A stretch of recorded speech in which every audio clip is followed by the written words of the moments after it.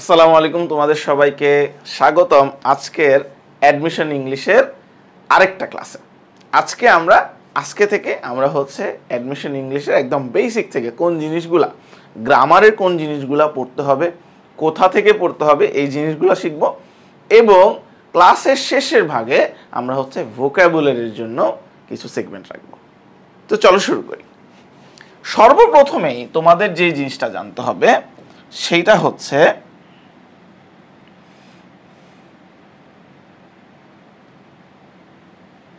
সেটা হচ্ছে basic sentence structure.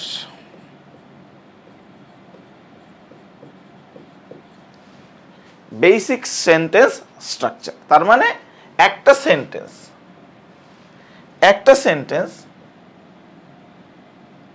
Sentence কিভাবে তৈরি হয় সেই জিনিসটা আমাদের আগে শিখতে হবে।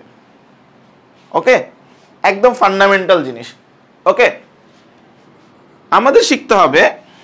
এখন মুদ্রা কথা হচ্ছে সেন্টেন্স কত প্রকার।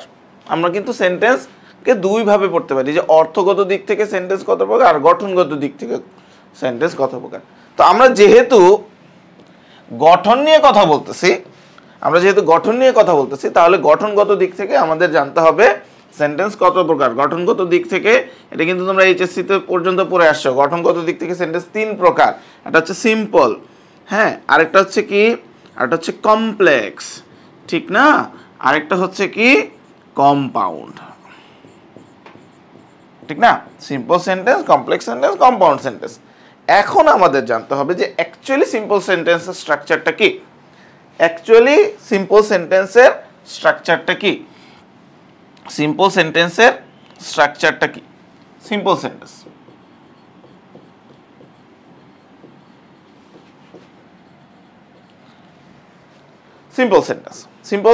সেন্টেন্সকে আমরা কিভাবে লিখি? সিম্পল সেন্টেন্স হচ্ছে সাবজেক্ট প্লাস ভার্ব আর হচ্ছে কি অবজেক্ট, আর যদি এক্সটেনশন থাকে তাহলে এক্সটেনশন। ওকে, আচ্ছা, এখন ভাইয়া বলবা যে ভাইয়া এটা তো জানি, সবাই তো জানে যে এটা হচ্ছে সিম্পল সেন্টেন্স কি, এটা আমার শিখার কি আছে নতুন করে? এটা তো আমরা শিখে আসছি। দেখো, খেয়াল করো, দেখো তোমরা অনেকেই যে জিনিসটা জানো না সেটা হচ্ছে সাবজেক্টে কি বসে। খেয়াল করো তো, দেখো একে একে বলতেছি। সাবজেক্টে কে বসে? নাউন বসে। খেয়াল করো, দেখো আমরা যখন সিম্পল সেন্টেন্সের স্ট্রাকচার লিখছি তখন কিন্তু আমরা সাবজেক্ট লিখছি প্লাস ভার্ব লিখছি। ভার্ব কিন্তু একটা পার্টস অফ স্পিচ, কিন্তু আমরা কিন্তু সবগুলাই পার্টস অফ স্পিচ লিখতে পারতাম। লাইক ধরো নাউন প্লাস ভার্ব, অবজেক্টের জায়গায় হচ্ছে কি, অবজেক্টের জায়গায় হচ্ছে নাউন, হ্যাঁ, এক্সটেনশনের জায়গায় হচ্ছে কি থাকে, অ্যাডজেক্টিভ থাকতে পারে, অ্যাডজেক্টিভ ফ্রেজ থাকতে পারে, অ্যাডভার্ব ফ্রেজ থাকতে পারে, অ্যাডভার্ব থাকতে পারে, অনেক কিছু থাকতে পারে, ঠিক না। এটা লিখতে পারতাম, কিন্তু অ্যাকচুয়ালি আমরা কেন লিখি নাই? খেয়াল করে দেখো, সাবজেক্টে শুধু নাউন বসে না,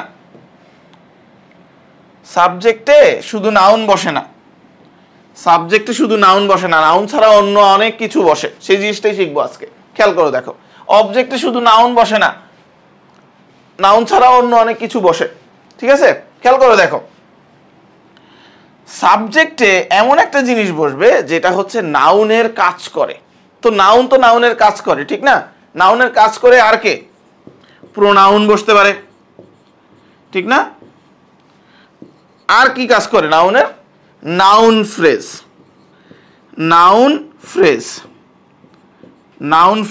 নাউনের কাজ করে। আরেকটা কি? নাউন ক্লজ নাউনের কাজ করে। নাউনের কাজ করে। ঠিক একই জিনিস, এই তিনটা জিনিস, ঠিক একই জিনিসগুলা কি, এই একই জিনিসগুলা কি অবজেক্টের ক্ষেত্রেও বসতে পারে না? অবজেক্টের ক্ষেত্রেও তো প্রোনাউন বসতে পারে, অবজেক্টের ক্ষেত্রেও তো নাউন ফ্রেজ বসতে পারে, অবজেক্টের ক্ষেত্রেও হচ্ছে নাউন ক্লজ বসতে পারে, ঠিক না।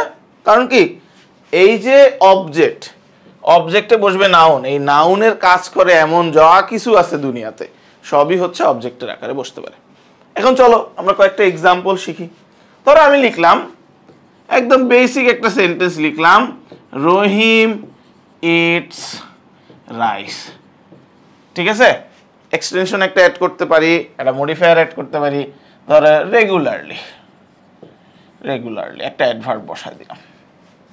ওকে, আমার হাতের লেখা খুবই বাজে, পড়তে সমস্যা হলে কমেন্টে জানাও যে ভাইয়া হচ্ছে এটা পড়তে পারি না, আমি হচ্ছে তোমার কমেন্টে রিপ্লাই দিব যে অ্যাকচুয়ালি কোন সেন্টেন্সটা লিখছে। এখন খেয়াল করো দেখো,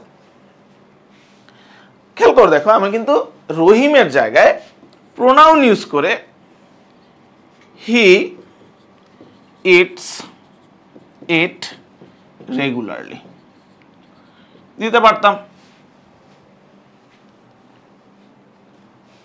ঠিক না? He it's it regularly. ওকে, এমন একটা জিনিস যে জিনিসটা হচ্ছে নাউনের কাজ করতেছে, প্রোনাউন,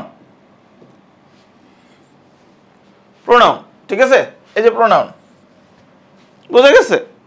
ওকে, 3 নাম্বারটাতে আসতেছি। 3 নাম্বারটা কি ছিল আমাদের? নাউন ফ্রেজ ছিল কিন্তু। হ্যাঁ, 3 নাম্বারটা ছিল হচ্ছে নাউন ফ্রেজ। খেয়াল করে দেখো, দি বয় নেমিং রহিম। খেয়াল করে দেখো, এই যে এই শব্দগুচ্ছটা, ফ্রেজ শব্দগুচ্ছটা, এই শব্দগুচ্ছটা নাউনের কাজ করতেছে। নাউনের কাজ কি? সাবজেক্টে বসা। দ্য বয় নেমিং রহিম, যেই ছেলেটার নাম Rahim, it's it's a meal, a meal, it's a meal, এই যে আ মিল একটা খাবার, রেগুলারলি, রেগুলারলি, এই যে আ মিল। ওকে, এইটাও কি একটা ফ্রেজ, একাধিক শব্দ। ঠিক আছে, তাহলে তাহলে সাবজেক্টের জায়গায় কি ফ্রেজ বসতে পারে, নাউন ফ্রেজ বসতে পারে, অবজেক্টের জায়গায়ও নাউন ফ্রেজ বসতে পারে। ওকে, 4 নম্বরে আসি। 4 নম্বরে আমরা লিখলাম the boy whose name is Rahim, the boy whose name is Rohim eats, the boy whose name is Rohim eats a meal regularly. দুই ক্ষেত্রে ক্লজ ইউজ করলাম না, রেগুলারলি। হ্যাঁ, তাহলে এই জিনিসটা দেখো, এই জিনিসটা, এই যে the boy whose name is Rahim, এটা হচ্ছে একটা ক্লজ। যে ক্লজটা কিসের কাজ করতেছে? নাউনের কাজ করতেছে, নাউনের কাজ করতেছে।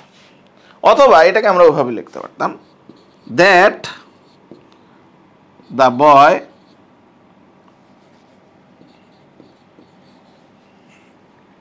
আচ্ছা হোয়াট এভার দ্যাট আমরা দিইনি এখনো, খেয়াল করো।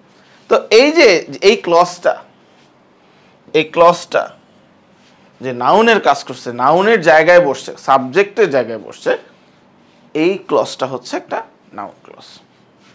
এই ক্লজটা হচ্ছে একটা নাউন ক্লজ। ওকে, এখন তাহলে এই সিম্পল সেন্টেন্সের স্ট্রাকচার, আমরা যে সিম্পল সেন্টেন্সের স্ট্রাকচারটা দেখলাম, এই স্ট্রাকচারটা দেখে আমরা কি বুঝলাম? দেখো, একটা সিম্পল সেন্টেন্স কিন্তু অনেক বড় করে লেখা যায়। আমরা নর্মালি এইচএসসি লেভেল পর্যন্ত আমরা শিখছি যে সিম্পল সেন্টেন্স মানে ছোট সেন্টেন্স, কিন্তু না, তোমার সিম্পল সেন্টেন্স অনেক বড় হইতে পারে যদি তুমি হচ্ছে এটার ভিতরে নাউন ফ্রেজ ঢুকায় দাও, নাউন ক্লজ ঢুকায় দাও, অ্যান্ড হচ্ছে এক্সটেনশন এক্সট্রা করে ঢুকায় দাও, বা মডিফায়ার এক্সট্রা করে ঢুকায় দাও। হ্যাঁ, ওকে, একাধিক ভার্ব দিয়ে দাও, ভার্ব ফ্রেজ দিয়ে দাও, তাহলে সেন্টেন্সটা বড় হয়ে যাবে, তখন বোঝাটা মুশকিল। সো তোমার জানতে হবে যে what are the noun clause, noun clause কিভাবে গঠন করা হয়, নাউন ক্লজগুলো অ্যাকচুয়ালি কি, কিভাবে করে নাউন ফ্রেজগুলা কিভাবে গঠন করা হয়। হ্যাঁ, সো ওই ক্ষেত্রে বুঝতে হবে। এখন এই যে নাউন ক্লজ বা নাউন ফ্রেজ, এরা হচ্ছে সিঙ্গুলার, এই জিনিসগুলো শিখতে হবে।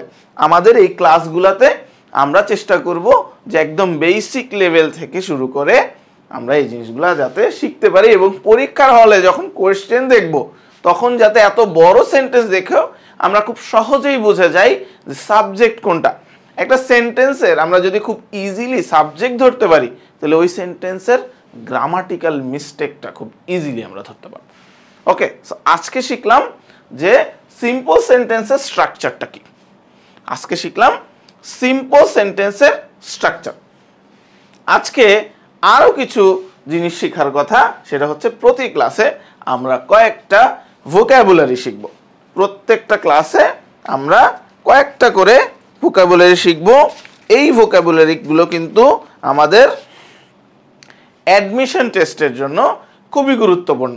এই ভোকাবুলারিগুলো হচ্ছে অ্যাডমিশন টেস্টের জন্য আমাদের জন্য খুবই গুরুত্বপূর্ণ, এবং এই ভোকাবুলারিগুলোই হচ্ছে তোমার বিগত সালগুলোতে কিন্তু অ্যাডমিশন টেস্টে আসছে। সেটা সি ইউনিটের অ্যাডমিশন টেস্ট হোক, সেটা বি ইউনিটের অ্যাডমিশন টেস্ট হোক, সেটা এ ইউনিটের অ্যাডমিশন টেস্ট হোক, সেটা হচ্ছে গুচ্ছর অ্যাডমিশন টেস্ট হোক, বা হচ্ছে জাহাঙ্গীরনগরের অ্যাডমিশন টেস্ট হোক, চিটাগাং ইউনিভার্সিটির অ্যাডমিশন টেস্ট হোক, আইবি এর অ্যাডমিশন টেস্ট হোক।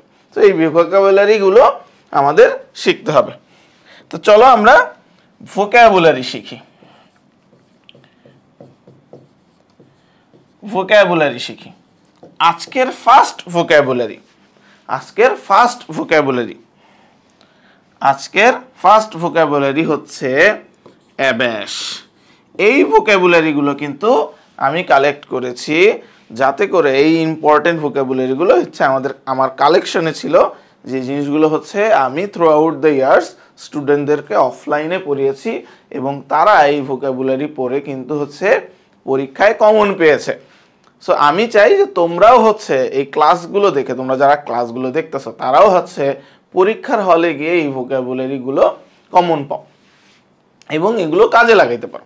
ঠিক আছে, আমি কয়েকটা 5টা বা 10টা করে ভোকাবুলারি শিখাই দিব, কিন্তু বাকিগুলো কিন্তু তোমার নিজেদেরই শিখতে হবে। এই ভোকাবুলারিগুলো আয়ত্ত করতে হবে within this short period of time. তোমাদের এই শর্ট পিরিয়ড অফ টাইমে তোমরা যত বেশি ভোকাবুলারি পড়তে পারবা, যত বেশি ইংরেজির দক্ষতা অর্জন করতে পারবা, তত বেশি তুমি হচ্ছে ইংরেজিতে ভালো হবা এবং হচ্ছে তোমার অ্যাডমিশন টেস্টে কাজে দিবে। ওকে, অ্যাবাশ মানে হচ্ছে, অ্যাবাশ শব্দের অর্থ হচ্ছে কাউকে এম্বারাস করা। কাউকে এম্বারাস করা, কাউকে এম্বারাস করা মানে হচ্ছে কাউকে হচ্ছে কি, কাউকে হচ্ছে অ্যাশেমড করা। অ্যাশেম করা। খেয়াল করো, দেখো একটা ভোকাবুলারি শিখতে গিয়ে আমি আরো 2টা ভোকাবুলারি লিখলাম। অ্যাবাশ মানে হচ্ছে কাউকে এম্বারাস করা। এখন এম্বারাসের অর্থ অনেকে নাও জানতে পারে। এম্বারাস করা মানে হচ্ছে কাউকে লজ্জা দেওয়া। কাউকে অ্যাশেম করা মানে হচ্ছে কাউকে লজ্জা দেওয়া। তাহলে তাহলে তাহলে লজ্জা দেওয়া। লজ্জা দেওয়া মানে বুঝছো, তুমি এমন একটা কথা বললা, সেই কথাতে সে লজ্জা পাইলো, সে এম্বারাসড ফিল হলো। ওকে, তাহলে এটার অ্যান্টোনিমটা কি? অ্যাবাশের সিনোনিম তো জেনে গেলাম, এম্বারাস, অ্যাশেম। ওকে, এটার অ্যান্টোনিমটা হচ্ছে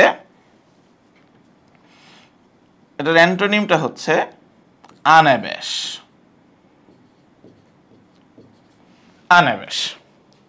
এটার অ্যান্টোনিম হচ্ছে আনঅ্যাবাশ। ওকে, আনঅ্যাবাশ। ক্লিয়ার? বোঝা গেল প্রথম ভোকাবুলারিটা। একটা ভোকাবুলারি শিখতে গিয়ে আমরা কিন্তু 4টা ভোকাবুলারি শিখলাম। খেয়াল করো, দেখো। আসো আমরা পরের ভোকাবুলারিটা শিখি। অ্যাবেট।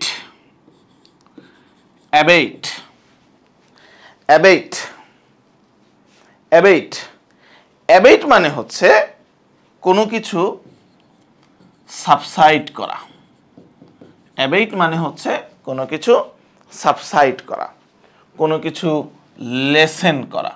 লেসন না কিন্তু, কোনো কিছু লেসেন করা, কোনো কিছু লেসেন করা।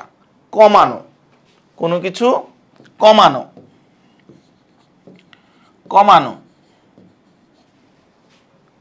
ধরো তোমার হচ্ছে জ্বর হয়েছিল, এখন জিজ্ঞেস করলাম, অনেক জ্বর হয়েছিল, তোমাকে জিজ্ঞেস করলাম তোমার জ্বরের এখন অবস্থা কি? তুমি বলবা কি একটু কমছে, ঠিক না? বলো না এরকম, যে ধরো হচ্ছে তোমার হাতে ব্যথা, তোমার বন্ধু জিজ্ঞেস করলো যে কি রে তোর ব্যথা কি অবস্থা, তখন তুমি কি বলবা? একটু কমছে ওষুধ খাওয়ার পর। সো একটু অ্যাবেট হয়েছে, পেইনটা একটু অ্যাবেট হয়েছে। ওকে, তাহলে এটার অ্যান্টোনিম কি? এটার অ্যান্টোনিম কি? এটার অ্যান্টোনিম হচ্ছে ইন্টেন্সিফাই। ইন্টেন্সিফাই মানে কি? ইন্টেন্সিফাই মানে বাইরে গেছে। হ্যাঁ, আরো আছে, এনহ্যান্স হয়েছে, ঠিক না? এনহ্যান্স হয়েছে। ওকে, তাহলে অ্যাবেট মানে হচ্ছে সাবসাইড, অ্যাবেট মানে হচ্ছে সাবসাইড, লেসেন। আর এটার অ্যান্টোনিম হচ্ছে ইন্টেন্সিফাই বা এনহ্যান্স করা। ওকে, আসো আমরা আরেকটা শব্দ শিখি, আরেকটা শব্দ শিখি। এটা হচ্ছে অ্যাবডিকেট। অ্যাবডিকেট, পরবর্তী শব্দটা হচ্ছে অ্যাবডিকেট। অ্যাবডিকেট শব্দের অর্থ হচ্ছে কুইট করা। তোমাদের মধ্যে কয়জন আছো যারা হচ্ছে কুইট শব্দের অর্থ জানো? একটু কমেন্টে লিখে জানাও। Quit, resign, resign, quit, resign, retire, retire, quit, resign, retire, renowned,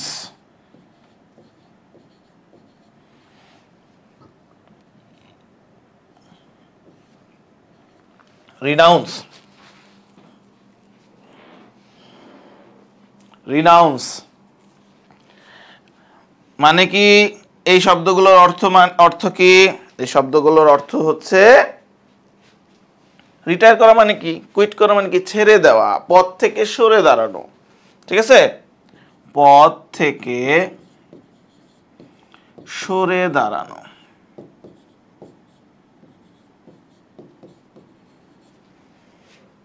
ওকে, তাহলে এটার অ্যান্টোনিম কি হবে? এটার অ্যান্টোনিম কি হবে?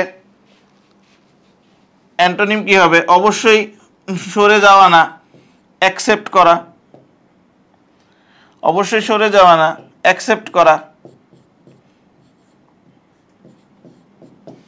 অ্যাকসেপ্ট করা, গ্রহণ করা, ঠিক না? সরে না গিয়ে গ্রহণ করতেছি, সরে না গিয়ে গ্রহণ করতেছি। ওকে, সরে না গিয়ে গ্রহণ করতেছি। এবার আসো, এবার আসো আরেকটা শব্দ, আজকের 4 নাম্বার শব্দ। আজকের 4 নাম্বার শব্দ অ্যাবারেশন। প্রত্যেকটা শব্দ তুমি যদি হচ্ছে খুবই মনোযোগ দিয়ে খুব ভালো মতো একটু বিশ্লেষণ করে যদি তুমি বিশ্লেষণ করে পড়ো, তাহলে কিন্তু তোমার কাছে খুবই ভালো লাগবে এবং প্রত্যেকটা শব্দ হচ্ছে এক একটা করে গল্প হয়ে যাবে। ধরো নর্মালি তুমি হচ্ছে সকালে নাস্তা করার পরে চা খেলে বা চা খাও, তুমি নর্মালি চা খাও, নাস্তার পরেই তুমি হচ্ছে চা খাও। এখন তুমি এমন একটা জায়গায় গেছো যেখানে চা পাওয়া যায় না, এমন একটা জায়গায় গেছো যেখানে চা পাওয়া যায় না, তাহলে ওই দিনকার ব্রেকফাস্টের পরে তুমি চা খেলে না, তাহলে এটা কি হলো? নর্মাল নিয়মের বাইরে একটা ঘটনা ঘটলো। এটাই হচ্ছে অ্যাবারেশন। অ্যাবারেশন মানে হচ্ছে একটা একটা একটা অ্যানোম্যালি, একটা হচ্ছে অ্যানোম্যালি। অ্যানোম্যালি মানে কি? অ্যানোম্যালি মানে হচ্ছে অ্যাবারেশন বা হচ্ছে একটা ডেভিয়েশন। এটা ডেভিয়েশন মানে গতানুগতিকের বাইরে কোনো কিছু গতানুগতিক হয় নাই, যেটা নর্মালি হইতো সেটা হয়নি। ওকে, একটা এক্সেপশন, ঠিক না? একটা এক্সেপশন, একটা, আচ্ছা অর্থটা হচ্ছে কি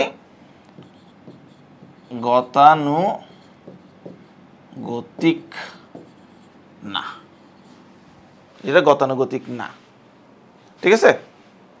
তাহলে এটার অ্যান্টোনিম কি হবে? এটার অ্যান্টোনিম কি হবে? গতানুগতিক হবে। গতানুগতিকের ইংলিশ কি? নর্মাল, ঠিক না? Normal, orthodox. ওকে, নাম্বার 5, আজকের লাস্ট শব্দ। আজকের লাস্ট শব্দ হচ্ছে অ্যাভোর। যখন তুমি কাউকে অত্যাধিক পরিমাণে ঘৃণা করবা, যখন কাউকে তুমি অত্যাধিক পরিমাণে ঘৃণা করবা, তখন তুমি তাকে অ্যাভোর করলা, ডেসপাইস করলা। ডেসপাইস করলা, কি করলা? স্কর্ন করলা, ঘৃণা করলা। কি করলা? হেট, এক্সট্রিম হেট, শুধু হেট না, এক্সট্রিম হেট, এক্সট্রিম হেট, ঘৃণা করলা, ঠিক আছে? ঘৃণা করা, কি করা? ঘৃণা করা।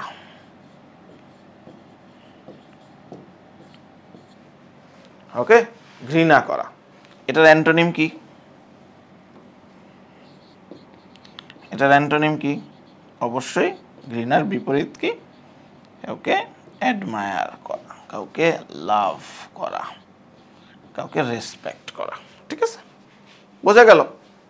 তাহলে আজকে সিম্পল সেন্টেন্সের স্ট্রাকচার শিখলাম, কিভাবে সিম্পল সেন্টেন্স বড় করে লেখা যায়, বড় করে লেখা হয়, এবং শিখলাম 5টা ভোকাবুলারি আন্ডারে আরো অনেকগুলো ভোকাবুলারি। তুমি কাউন্ট করবা যে অ্যাকচুয়ালি তুমি নতুন কয়টা ভোকাবুলারি শিখছো। কারণ অনেকের কাছে এই ডেসপাইস শব্দটা পরিচিত মনে হতে পারে, তার কাছে এটা ভোকাবুলারি না, বিকজ সেটা জানে। ওকে, মানে নতুন ভোকাবুলারি না, সরি নতুন ভোকাবুলারি না। কিন্তু অনেকের কাছে ডেসপাইসটাও নতুন ভোকাবুলারি, স্কর্নটাও নতুন ভোকাবুলারি। ওকে, অনেকের কাছে হচ্ছে ডেভিয়েশনটা হচ্ছে হয়তো বা শুনছো, বাট অর্থটা ওইভাবে জানা ছিল না। হ্যাঁ, এইভাবেও যে ব্যবহার করা যায়, সো তার জন্য এটা নতুন। তুমি কয়টা ভোকাবুলারি আজকের এই 5টা ভোকাবুলারি শিখতে গিয়ে শিখলা, সেটা তুমি নিজে কাউন্ট করবা, ঠিক আছে? আজকের জন্য এ পর্যন্তই। সবাই ভালো থাকো, সুস্থ থাকো, আল্লাহ হাফেজ।